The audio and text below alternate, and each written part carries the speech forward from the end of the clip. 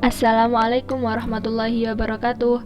Saya Kholidatul Karimah dari kelas PGMI 18B akan membahas materi yaitu alam semesta.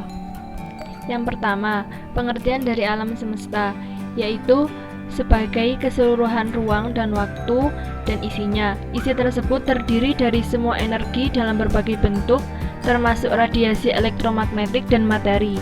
Alam semesta juga mencakup hukum-hukum fisika yang memengaruhi energi dan materi, seperti hukum kekekalan, mekanika, klasik, dan relativitas.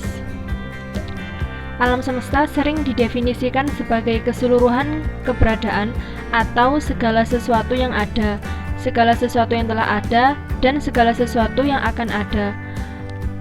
Kemudian, ada beberapa teori pembentukan alam semesta. Yang pertama, teori Big Bang. Teori ini menjelaskan bahwa alam semesta berasal dari sesuatu yang super padat dan panas yang kemudian meledak dan mengembang sekitar 13,75 miliar tahun yang lalu hingga menjadi alam semesta seperti sekarang ini. Yang kedua, teori keadaan tetap. Teori keadaan tetap diusulkan oleh H. Bondi, T. Gould, dan F. Hoyle dari Universitas Cambridge pada tahun 1948.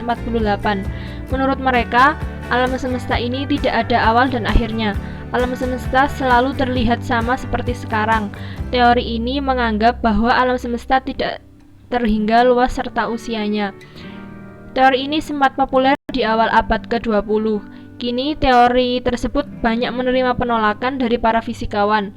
Bukti yang dianggap mematahkan teori keadaan tetap adalah radiasi latar gelombang mikrokosmis yang didapatkan dari teori ledakan besar. Selanjutnya, teori kabut. Teori kabut dikenal juga dengan teori nebula. Ini pertama kali diusulkan oleh Emanuel Swedenborg pada tahun 1734 dan disempurnakan oleh Immanuel Kant pada tahun 1775. Secara umum, teori ini menjelaskan terbentuknya tata surya dari sebuah bola kabut gas raksasa, kemudian terdapat beberapa materi yang terlepas ke sekitar bola gas tadi. Sementara itu, bola gas utama masih berukuran besar dan panas menjadi matahari, dan materi yang terlepas menjadi padat dan dingin membentuk planet. Selanjutnya, teori bintang kembar. Teori ini dikemukakan pada tahun 1930 oleh seorang astronom Inggris, R.A. Lyttelton. Dalam teori ini dijelaskan bahwa mula-mula ada matahari kembar yang saling mengelilingi. Kemudian salah satu matahari tersebut ditabrak oleh bintang yang sedang melintas, lalu hancur menjadi materi yang lebih kecil, namun tetap mengitari matahari yang masih utuh. Lama-kelamaan materi tadi menjadi sebuah planet. Kemudian kita akan membahas galaksi.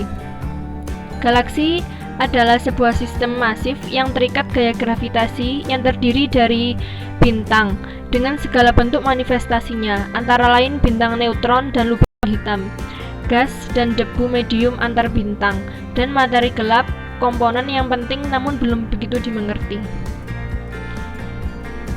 Kemudian kemungkinan terdapat lebih dari 170 miliar galaksi dalam alam semesta yang telah diamati.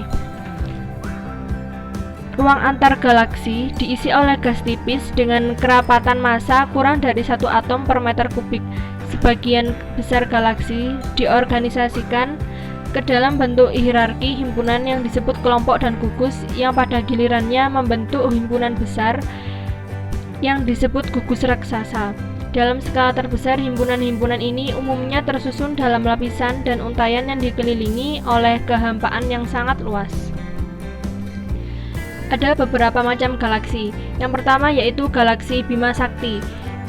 Galaksi Bima Sakti dalam bahasa Inggris yaitu Milky Way, yang berasal dari bahasa Latin Via Lactea, diambil lagi dari bahasa Yunani, yaitu galaksi spiral yang besar termasuk dalam tipe Hubble, dengan total massa sekitar 10⁻12 massa matahari, yang memiliki 200 sampai 400 miliar bintang dengan diameter 100.000 tahun cahaya dan ketebalan 1.000 tahun cahaya.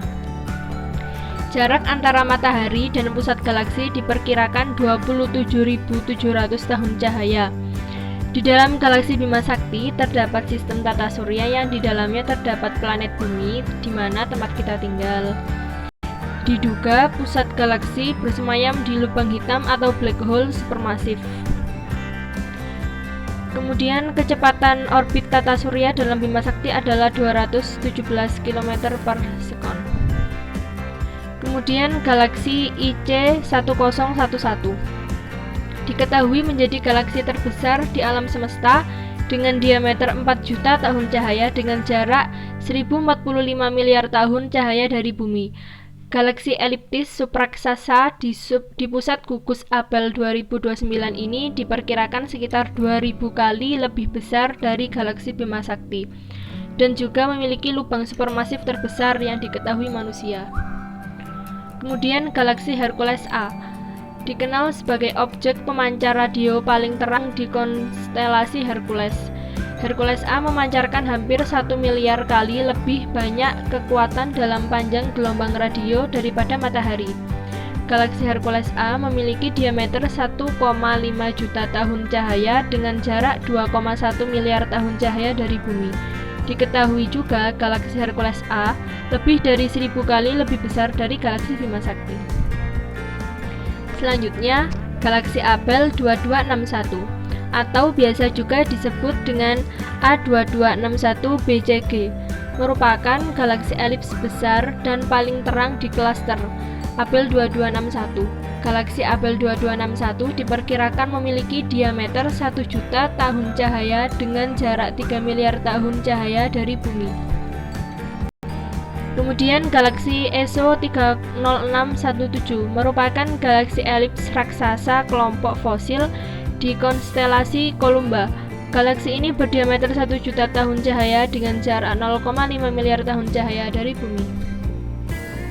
Selanjutnya, galaksi UGC 2885 merupakan galaksi spiral yang berlokasi 313 juta tahun cahaya di konstelasi Perseus. Galaksi ini memiliki diameter 832.000 tahun cahaya, sekitar 8 kali dari diameter galaksi Bima Sakti.